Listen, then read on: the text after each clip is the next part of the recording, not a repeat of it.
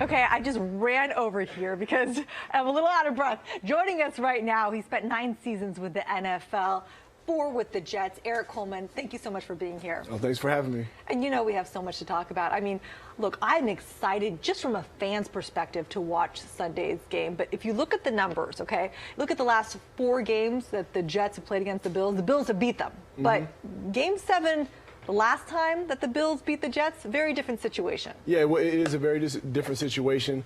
Week 7, the Jets were kind of trying to find themselves. Now they've found themselves, got into a rhythm. Right. Ryan Fitzpatrick is playing lights out football. Yeah.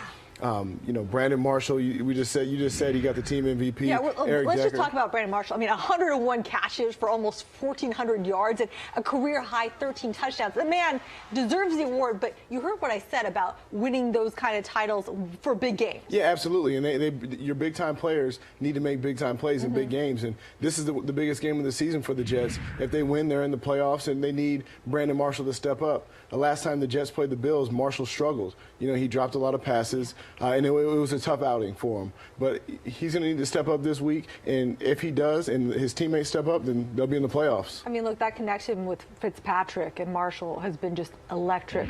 Why do you think that is? You know what? They work very hard at practice. You know, being at practice a couple times this year, Brandon Marshall is one of the hardest workers on that team, and he and Ryan Fitzpatrick kind of earned that chemistry that they have, and you can tell that there's a lot of trust between the two of them. You know, the Jets lead the league in rushing yards allowed.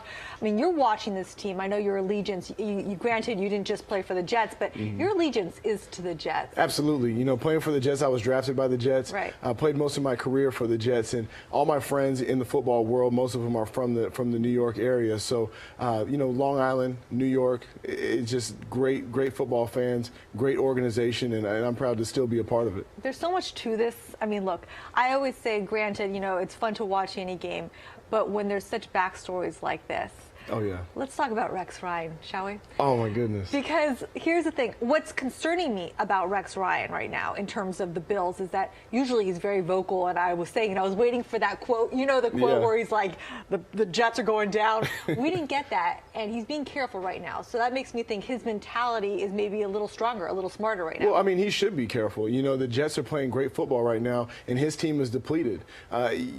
He left the Jets, go to the Bills, and he has all these high expectations, and they've underachieved this year, and the Jets have done great with a lot of the talent that he had. So, you know, it would be wise for him to kind of play the humble role, right. and you know he's telling his team the opposite. What do you think he's telling? Give me your best Rex Ryan. What is Rex Ryan telling his Bills? I'm sure he's telling them, listen, I'm gonna kiss their butts in the press. I thought you were I'm gonna love like, them up. easy versus live TV.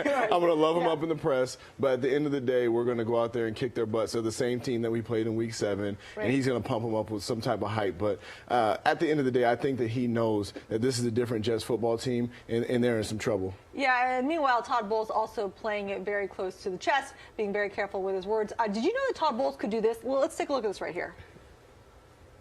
I know you've never done this on air before. I know this is a hidden secret talent.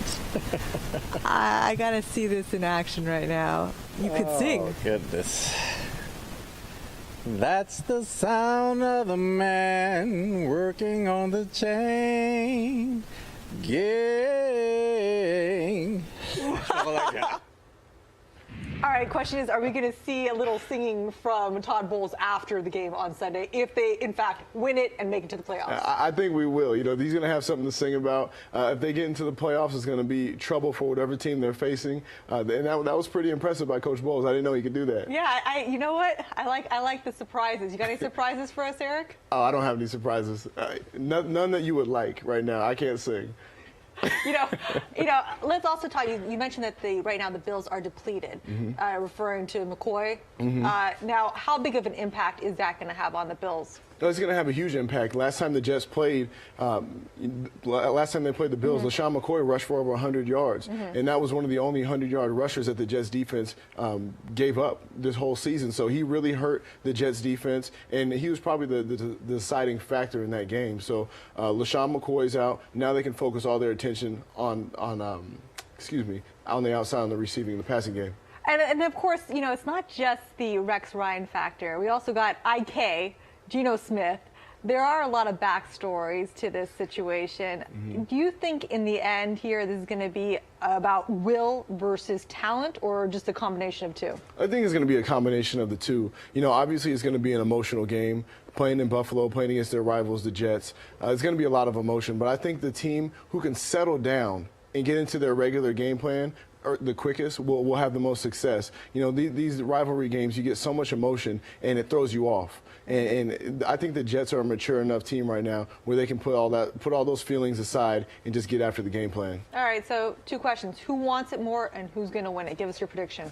Well, I think that I think the Jets want it more. You know, they want to make it to the playoffs and have a positive season, and I see them winning the game and going on to the playoffs. This is, you know, a wise man said it best.